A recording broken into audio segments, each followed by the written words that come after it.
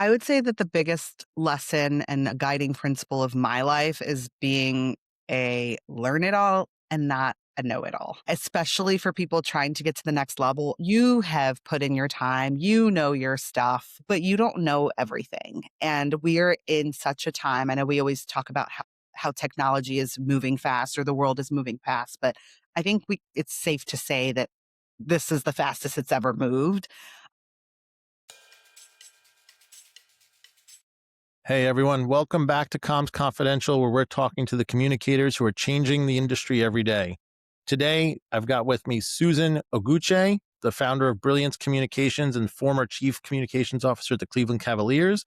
Before we dive into that conversation, want to just remind you to hit subscribe on Apple Podcasts, YouTube, Spotify, iHeartRadio, wherever you get your podcasts. And if you like what you're hearing, drop us a review. That helps us with our rankings. Susan, thanks for joining us today. Thank you for having me. It's so good to get reconnected after a couple of months. It's been a while since I saw you at Reagan conference.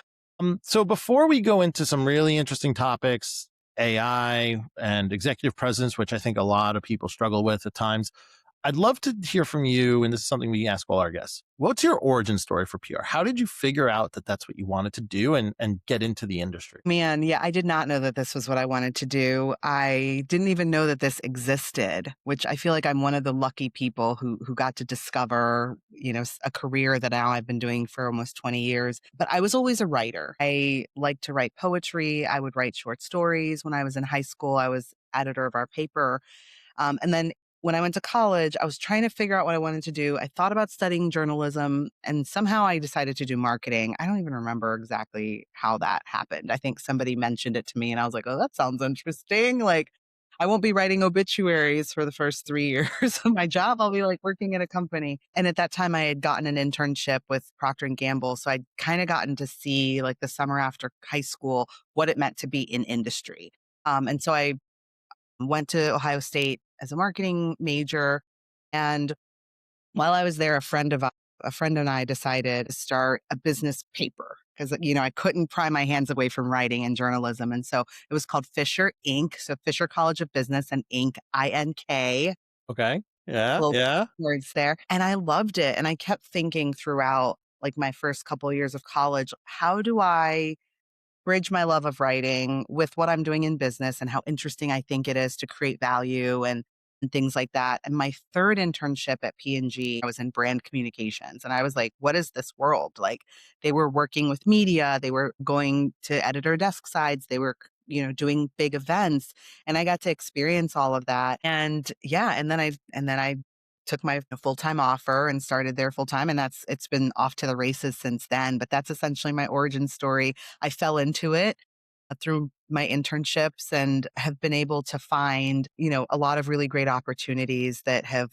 let me understand the full toolkit about communications. I think that's the biggest thing that's kept me here. I know you asked what brought me here, but what's kept me in the field is that no job is like the other.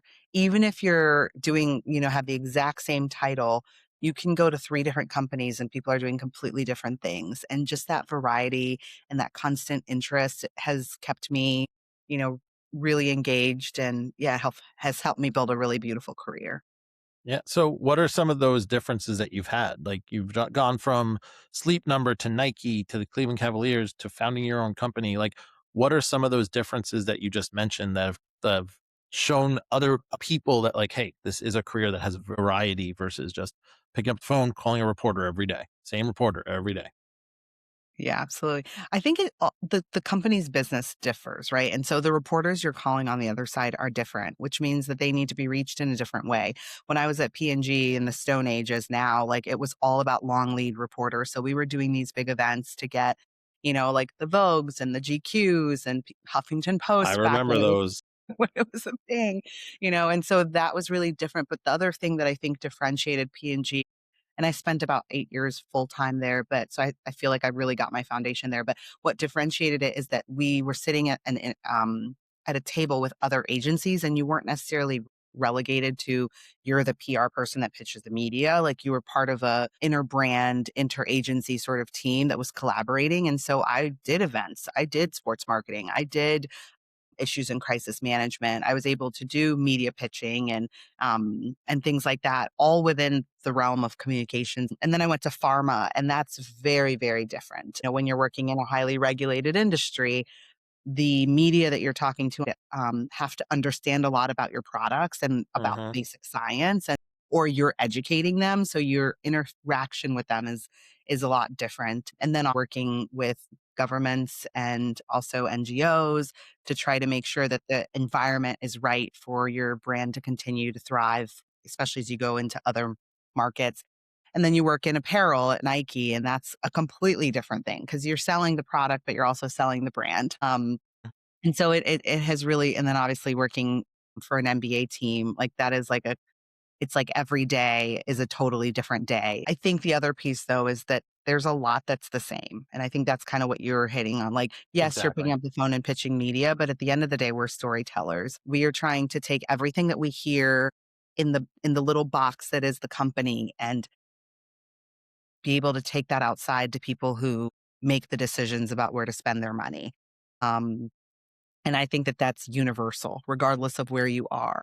It's about influencing that external environment with whatever tools you have and in whatever way makes the most sense for the market. Yeah, and we were talking about this just before we hit record. The whole idea of storytellers are like the new big thing. Well, I don't want to call it the new big thing, but it's the hot topic of LinkedIn lately, and of all these just articles, and venture capital firms are talking about it and whatnot. And it's simply just a matter of, with AI, there's a lot of people who think they can do the writing when they can't really do the writing. They can't tell the story. They can't put together the pieces that way that trained professionals do, even with the help of AI. Yeah. Yes. And it's so interesting. I was reading something about publishers right now are sort of like, in panic mode because they're getting so many manuscripts and it's all AI writing and it all sounds the same. I do think that you have to be a good writer to know good writing. And I think that writing is something that you can develop over time. I mean, we all remember, being in elementary school or in junior high and you had to write your first poem and you iterate.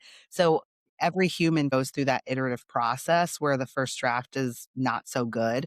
I think the challenge with AI now is that the first draft is like technically and grammatically perfect, but I've heard people say like devoid of soul, right? And so we as communicators, we have the opportunity to like breathe that soul into it. What does this mean to the consumer?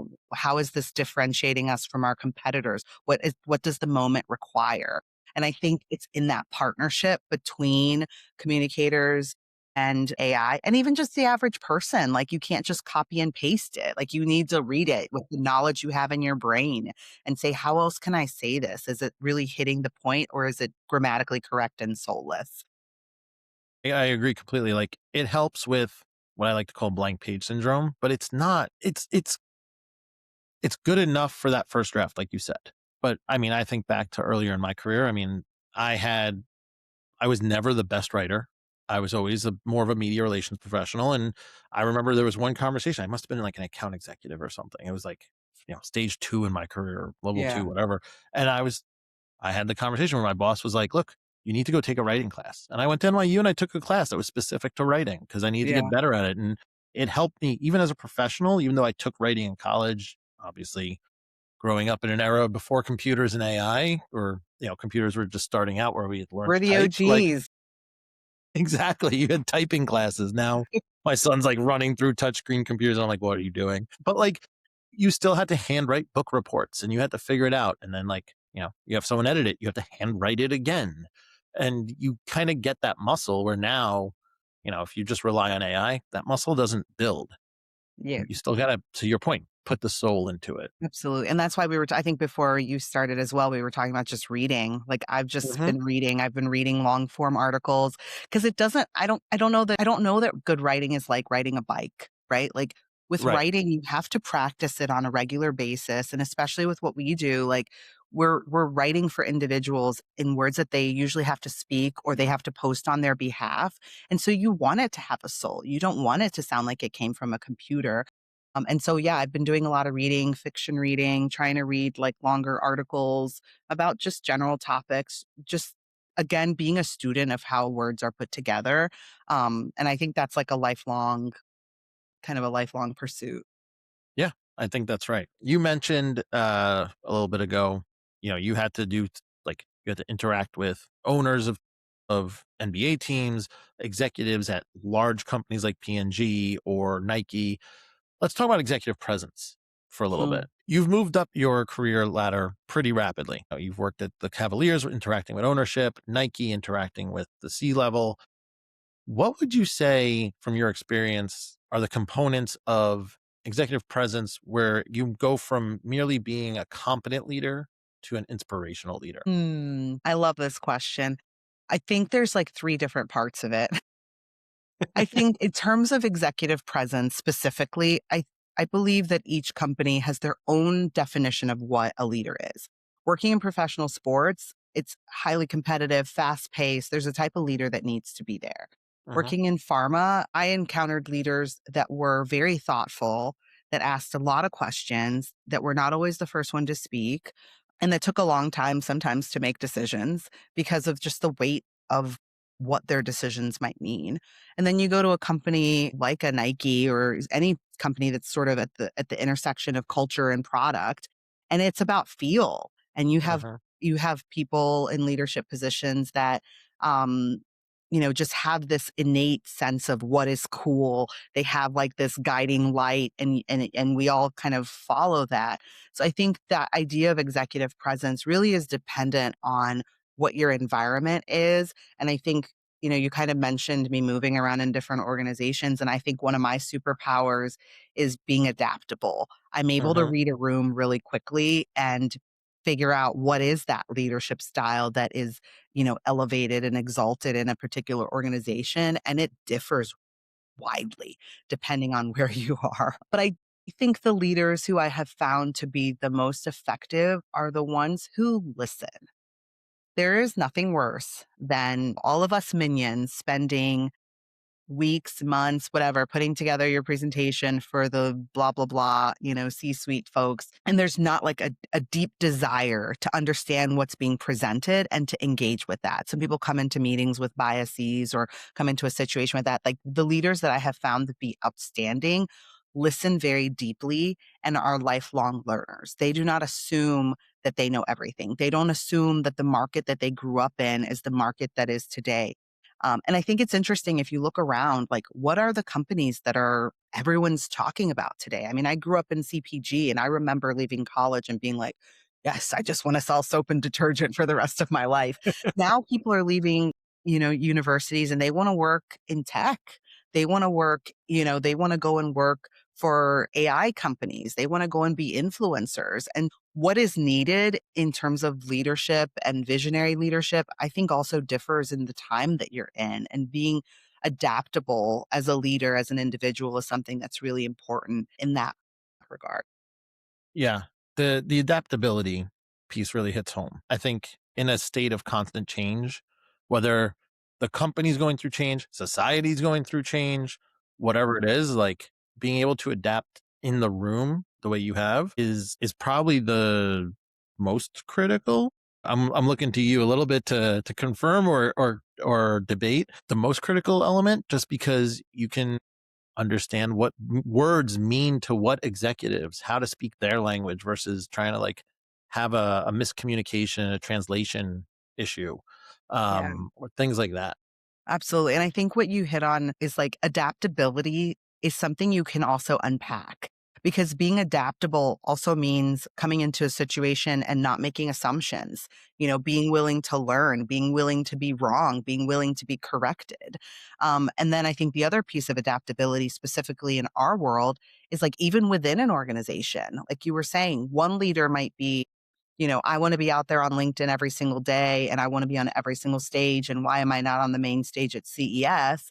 And you have another leader that's like, I'm just fine, like leading my team, doing the work. I don't need to be all over, but they do because they're the subject matter expert. And you have to be able to pry both of them out, in the same way for the benefit of the organization. And then being able to adapt to what each individual leader needs in that moment, I think is also really important. I feel like you were riding right next to me on a recent leadership transition Okay. with that comment because we had one leader who was willing to go to everything, be everywhere, and the other one was like, the bench, like, the deputies have to be out there. I'm not going to. And then they came along and like they realized, hey, everyone I need to meet with is at all of these conferences, and if I don't Yeah. see them at these conferences, networking breaks down. And it's Yeah. not necessarily just being on stage, but it's just being out there. So yeah, no, that I honestly feel like you were just like right alongside me for the last 6 months. Absolutely. And that also reminds me too, I was just talking to someone earlier about introverts and extroverts and how that shows up. I don't know if you're familiar with Susan Cain wrote this book called Quiet. And it's like the hidden power of introverts. I might be messing the title up, but she really talks about how as a society we elevate people who want to be out front. And Hmm. our job is to like put people out front, right? Like that's what we get paid to do. But I think also understanding that there's personality differences in that way and like trying to figure out what are like working with a leader like I'm sure you're doing is like helping them prioritize like okay maybe the previous person wanted to go to every single thing all the time and had to be on the main stage and maybe this other leader is going to attend but maybe their interface with people is going to be more one-on-one with strategic meetings with media or other influencers that are in that event versus like having to be the keynote speaker. And I think that I just find that so fascinating because we almost have to be therapists as PR people. It's like Yeah. tell me what's on your heart. Come here. And to understand is really hard. And that's why we were also talking about AI, right? Hmm. And how, as you're trying to train the various chatbots to be able to adapt and help and support you as you're supporting leaders, you have to understand how to pick up on the nuances of how they want to Yes. say things and what they want to say. That's really hard. No matter how great they make the AI, you're still the one that's sitting next to the person.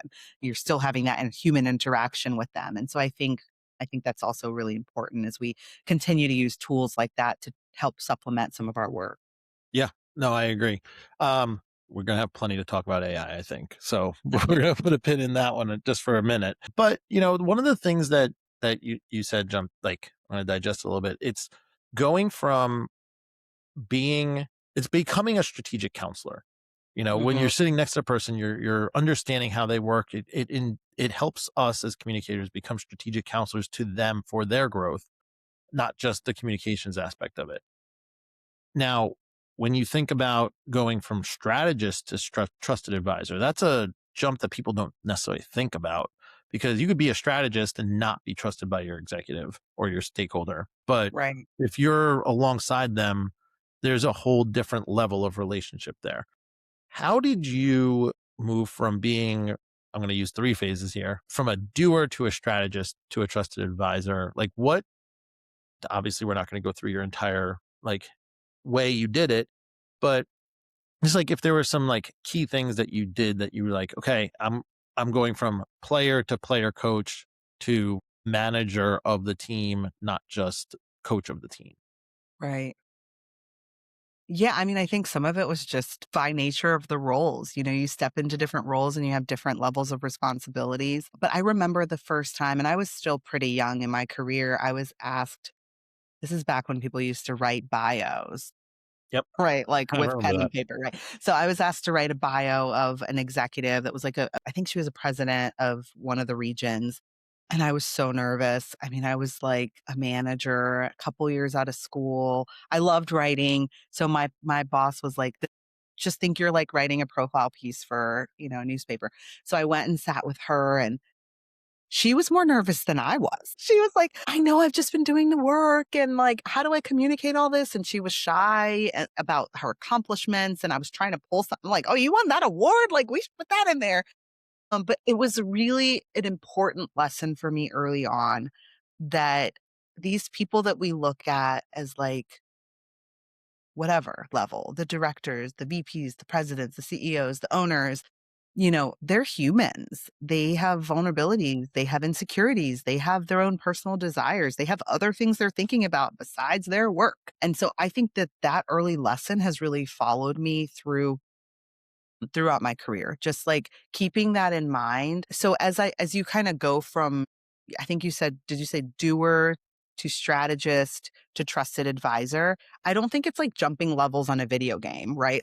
I think it's probably more like steps on a ladder, you still need all the rungs below you, because when you are and I know you have this experience with your leader, like when you're sitting there as the trusted advisor of the president, you can't be like, "Oh, wait, hold on. Let me go get the doer to go and put these edits into your document that you're," you know, like I'm beyond that. Like, I don't make the edits to the document. I'm just here strategically advising you, right? Like, you have to be willing to do all of those things. That's how you earn that trust. So, like, I'm giving you feedback, and I can trust that you're going to be responsible for the final product, and that you're gonna make, I mean, even whether you are doing it yourself or not, that you're gonna make sure that the final product includes my feedback. I think, yeah, like I said, I think the roles that I have been in have demanded that sort of interface with leadership, but you stay in those roles because you are consistent and you show that they can trust you, that you're reliable, that your work is gonna be without errors and thoughtful. I think those are all the things that you build up over time, and you might be wrong sometimes, and I think that also letting people know that you're gonna be the first one to raise your hand and be like, "I goofed up, here's how I'm gonna make it better," taking accountability. All the things that make you a great leader in any aspect of life, I think also make you a good strategic counselor, because those people in those leadership positions want to know that they have somebody who has as much skin in the game as they do. Yep. No, I think that's right. I think you nailed it. I have nothing more to add there. um, but you're right. I think it's just a matter of the being able to show that you can handle all facets of the task, and like from strategy on down, and just build like I know it's called trust advisor, but you got to build the trust. Like Yeah. you got to show them that not only you know what you're doing, but you're willing to learn and think differently, and you know basically challenge them to trust you in some capacity, Yeah. and show them that like, hey, this is the way it needs to be a little bit, and it's going to work out, or you're going to find a different stakeholder who does. Absolutely, and I think that's the part, like, with leadership transitions too, that makes it hard, because you build trust with somebody in a particular way, and then you gotta, like, reset the clock a little bit with a new leader. But I think the other part of being that trusted advisor is not just focusing on that one person. They exist in an ecosystem. Like, I used to tell people, like, I would never hire anybody on our team that was mean to my admin, or that was disrespectful to the person that was, like, booking their interviews, because every single person around you don't realize has influence on that leader. And it's from the person that's, like I said, booking their travel, to the person that's, your peer. Like, how Mhm. you treat other people around you also influences whether or not you're a trusted advisor, because they're also in that leader's ear. I sent them this and they didn't send it back to me for 2 weeks. Like, that also erodes Yeah. trust. And beyond that one-on-one relationship, thinking about the entire ecosystem of who influences that leader and influences your, now we're just talking about reputation and how you build yourself up, but like making sure that you're not just focused on the one leader, but that you're focused on the entire ecosystem around them. Yeah. I mean, look, I've seen more social media clips from Gary Vaynerchuk, and than I Yeah. care to admit. But the one thing that always resonates is simply he will not hire someone who is not a good or nice person, or he will Yeah, fire someone who proves out to not be that person. And to your point, like absolutely. that whole ecosystem influences. I, you've got to, the EAs are and the chiefs of staff are effectively the gatekeeper of the executive. If you are not nice to them, you are not going to get prime location on their calendars. You're not going to be able, like, the door is going to be closed faster than you know what's happening. Yeah, Like, it's just the way it is. So, like, to that point though, but like, you're not nice to a recruiter who's trying to reschedule an interview because the yeah, executive's calendar, like, I'm sorry, like, to your point, and I agree, like, if you're not gonna be nice to that person, like, we're gonna have a different conversation. I don't care what your qualifications are. right. Like, it's just a different ballgame. Absolutely. Let's shift a little bit from human skills, human emotion to machines a little bit. Talk Let's AI. go. Let's do it. You just spoke at actually the Reagan Communications AI Horizons conference. I know from our past conversations, it's an area you're passionate about. It's an area you've dove headfirst into. I have as well, as the listeners know. What let's talk about how you're using the technology, the AI, as a founder, and as a counselor to your clients? Yeah. Well, I wanna start a little bit with how I started using it because I feel like I'm Great. probably. I mean, you work in tech, right? So it makes sense that you're AI obsessed. But I don't work in tech. I, am not a techie person by the, like, usual definition. But I was leading a team that had a huge mandate at the Cavs, and we had a very lean team, probably like other, other professional teams. Every single release that came out was written by someone on our team. Every single pitch, every single, article, every single, award submission. And it was a lot of writing. And so, I think this was what, 2022 when Chat GPT came out. Like we embraced it a lot. We were very much early adopters. And then as a team, we started being able to see like, oh, there's a lot of other ways that it can be used beyond just to help us write a press release or edit a document. And we started testing out using it to create visual assets. And obviously, it's evolved so much since then. But that's kind of my early interest in it. And I will say, like, at the very beginning, I was kind of like, I love writing. Why would I want to, like, or why would I use it to check my grammar? I'm like an expert Right. at grammar. I've been doing this for 2 decades. But just realizing like how fast we were able to get from point A to point B, Uh-huh. and also, like, that blank page syndrome that you were talking about, like, how it helped to alleviate that and give people on our team who weren't natural writers, like, more confidence. I thought that was really important.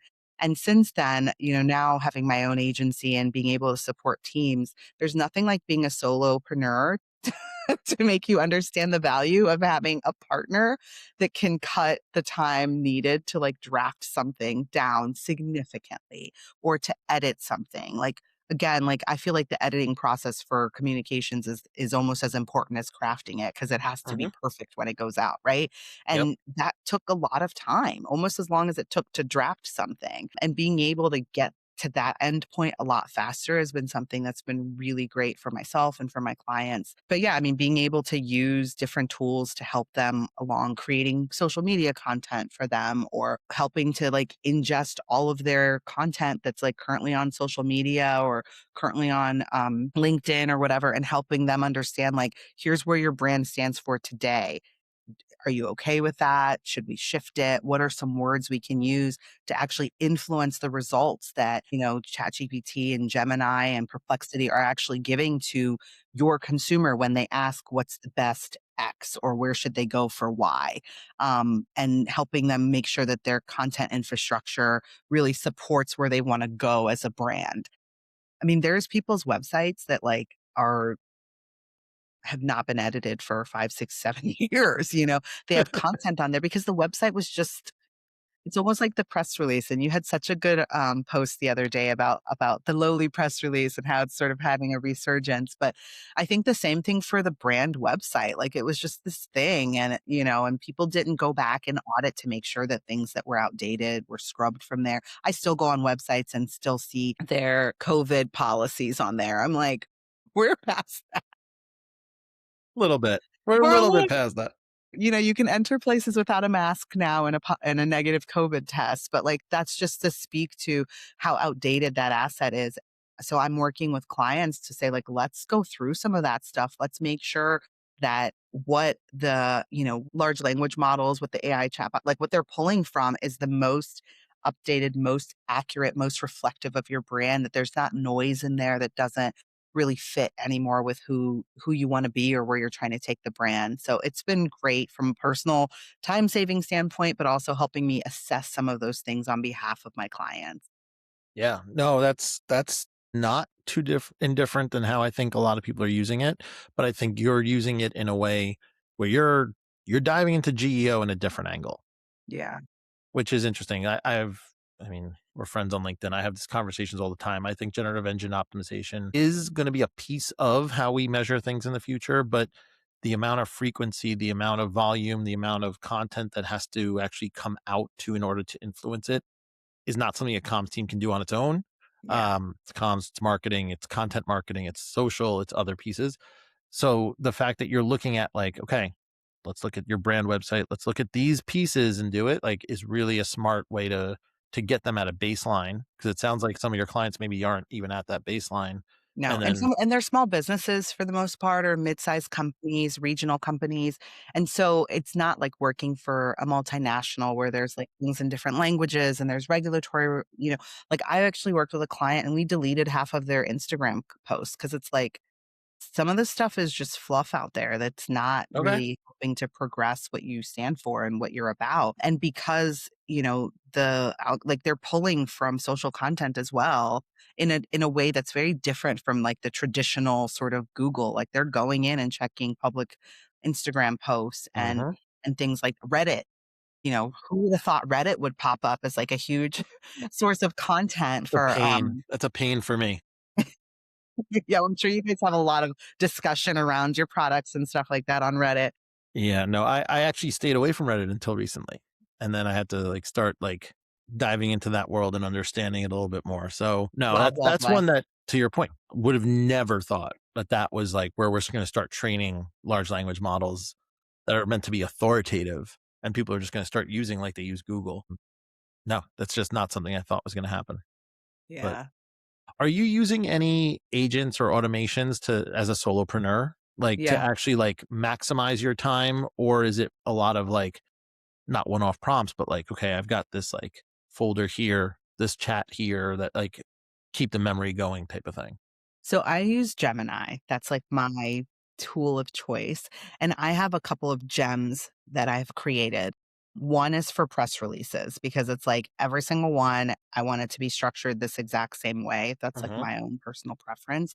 And so I'm able to kind of put in, how I want it formatted every single time, how I want even the date line or the contact information, like how I want some of those things formatted and also where I want it to be pulling content from. So that's like I have one that's like just helps me get press releases done a lot faster and it has those like not this but that rules against like some of those triplets and some of those things that make it look automatically like very fake.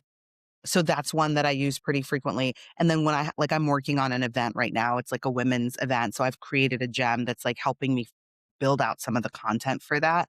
And I think the interesting thing about creating agents is that it kind of turns what we thought about AI on its head. Because we thought like you just kind of go in and you ask it a question and it just tells you everything. But with an agent, you kind of have to have the answer. You have to know what perfect looks like, what Yep. the end product looks like and be able to give very detailed instructions to be able to get that as a result. And that has been, I think, really eye opening. It's been kind of fun because it's making me go back and like, how do you dismantle this into all of its minor parts? And it's also kind of making me feel like I'm a little bit of an IT person or a tech person because I think people who work in technology, they understand how to, really dismantle a project or, a program or something into its minor pieces and how it all fits together. And I don't think that we as comms people are as skilled as that. Like a lot of what we do is by feel. Like I know what a good press release looks like because I've written a bunch of good Right. press releases, Art, but less science. yeah, but being able to go in there and say like, "Well, truly, what is a good press release?" Like, I want it to have no more than 5 paragraphs. I want the quote to come within, like, the first 2 paragraphs. Like, some of those things that I've had to go back into things that I have written and say, "Okay, what are those steps that make it good?" But I've loved the agents. It's helped me cut down the time even more and get the better first draft. Yeah, I think the what you just nailed is, like, the knowing what's perfect or knowing what you want out of it, the end result is, like, the idea of giving it a reference document. This is something that came to me over the weekend. Like, you give it not even a template, you could even work on the with the LLM and, like, actually, like, build a document that you could then say, like, in Gemini for gems, like, "Okay, this is the this is the document to use for gems. This is the template." Yes. Like, you don't even have to know it before you get there. Like, you know what it is, you have a vision in your head, but you can't, like, articulate it necessarily. You work with the LLM to do it, and then all of a sudden, it's populating this thing, and you're like, "This is fantastic. Okay, Yeah. iterate here, iterate there, give me the document, re-upload it, you're done." Well, yeah, I mean, like, to your point, it's just, like, asking it, like, what are the proper instructions so that I can get something that looks like this? Absolutely, I think that makes so much sense. I think that's exactly right. So, how do you think about And I'm going to go back to your time as I think you were with the Cavs when you started the whole with the Mhm. AI with the team. How did you think about the ethical oversight of AI as a non-tech company? And like you said, it helped people become writers. It helped people like actually like feel confident putting words on the page. But like you couldn't just ship an AI press release like that. That just wouldn't fly. I mean, maybe back in 2022 it would, but now it wouldn't. Yeah. Like, I so would how do say you back think then, about I that don't as a think we leader? were yeah, I think back then, I don't think we were thinking about those questions because it was so early stages. I mean, even just look at like back then it was only ChatGPT. And I remember when we used Perplexity a lot there. That was like still a new tool. Now Mhm. it's like one of the big, 3 or 5 or whatever.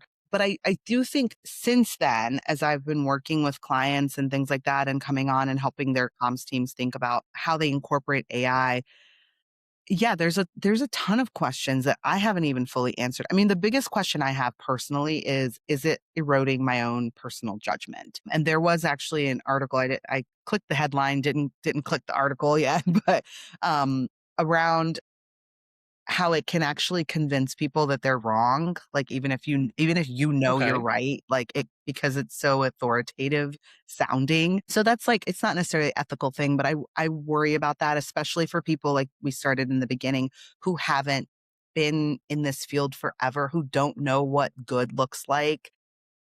There is an element of, like, just taking whatever comes out, in terms of content and using that. I think the other question is just around the fact that, yes, it's creating net new visuals, articles, whatever, but it is trained on a huge body of human knowledge that people are not necessarily getting attribution for. And so I think that that's something that we'll have to wrestle with. But I think everybody, we're still in early days. And it was interesting during the Super Bowl seeing so many AI commercials Yeah. and just Yeah. seeing brands, like, playing around with it and seeing what sticks and how it resonates, and yeah, like, the vodka commercial with the robots that was, like, very clearly AI, and it's like, "Okay, like, let's I don't know, does it work? Does it not work? I don't know," and so I feel like we're still in the days of testing it out, but there's a ton of ethical concerns. I don't think people are wrestling with it on a daily basis because 'cause we're all just trying to learn the tools. I Mhm. hope that there is more guidance, especially around, how do you attribute how do you actually say that this is AI? How do you make sure that is disclosed, especially as it relates to, like in the world of beauty products and things that influence people's perceptions of themselves? Like I mean, I know there was a big push around Photoshop and the Photoshop getting out of hand and things like that. I think we're seeing similar things with AI. These are not real people. And so if we're holding that as our beauty standards or whatever, what does that say about us? How does that impact people? Yeah, I think the society learned a lot from the social media era that they're now applying to AI.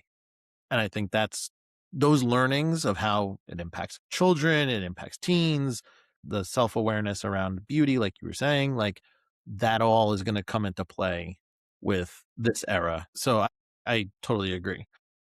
Yeah, absolutely. And So then I was just gonna say, like, I think it's C2PA, just like that idea of like content is it provenance, I think is the word, yeah, but yeah. trying to have a marker, an indicator on content, like a nutrition label that specifically says that this was generated with AI, this was manipulated in some way. I think it's going to be increasingly important because, again, like this was part of my presentation at Reagan, but like in the early days, I remember counting fingers. You could be like, oh, their hands look weird.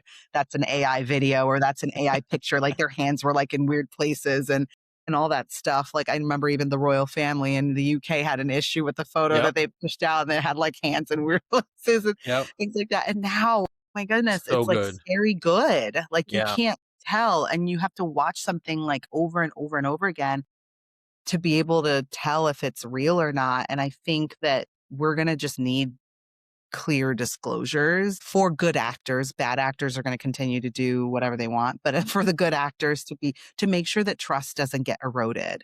I think that's the biggest risk for us, all of us kind of in the content marketing communication space is if trust gets eroded, if people don't believe that what they're reading is true, what they're seeing is real, we're going to have a big problem, not just for our brand, but for society. And so building in some of those, and I think it's bigger than any of the projects I'm working on, but the powers that be, hopefully they're wrestling with this in a real way because I You think hope it's so. important. You hope so. So last question, we always do a question where everyone can take away something. As a senior executive, now a founder who has elevated her presence in the right room with the right executives, who has tackled AI from the very onset of ChatGPT through today, built some agents. What is the single most actionable thing you think and you recommend an aspiring leader do in the next 30 days? I would recommend that an aspiring leader, what were we talking about? Sorry, I know. Like, what leader are we talking about? Like entry level? It could let's say a couple years into their career looking to make the jump from like, entry level to like middle management type of a jump. The way I think about it is like you still need to read the room, you still need to be adaptable, but like what's the actionable thing? Because those are skills you learn. That's not something you could do like immediately. I would say that the biggest lesson and a guiding principle of my life is being a learn it all and not a know it all, especially for people trying to get to the I next like that. level. You have put in your time, you know your stuff, but you don't know everything. And we're in such a time. I know we always talk about how technology is moving fast or the world is moving fast, but I think it's safe to say that this is the fastest it's ever moved. I think the next generation of leaders are going to need to have an insatiable curiosity. They're going to need to want to dive deeper into information. And I know we're all struggling with time and things like that and attention span, but being able to dive in and be informed and curious, ask the right questions, I think it shows leadership. I think it'll help us individuals as we continue to grow. And I think it will really future proof you because even what we knew 5 years ago, 3 years ago, like, I just sat in a session on how to create like, video avatars, essentially, like, completely AI avatar just from prompting that looks just like me sitting here with intonation that didn't even exist. Even last year, it wasn't I mean, and so being curious, not feeling like, "I'm an AI expert," like, none of Mhm. us are right now. Like, every single day, there's a new AI tool, and it's being done in a completely different way. And so having that curiosity, being willing to ask questions, doing your own research, and, yeah, being a learn-it-all. I think that that's, like, gonna keep us all interested in our field and growing. Learn it all, not know it all. I love that. I'm gonna careful. I'm gonna give you credit whenever I use it. I did not create it at all. Well, you created it as far as I'm concerned. Susan, thanks for joining us. Where can people learn more about Brilliance Communications, yourself? Where can they find you? Follow me on LinkedIn. I'm always there. It's my best spot. But you can also go to brilliancecomms.com. So brilliance, the word brilliance, and then comms, COMM. Great. Thanks so much for joining us. To everyone Thank you. out This there was so fun. listening, we'll talk to you soon.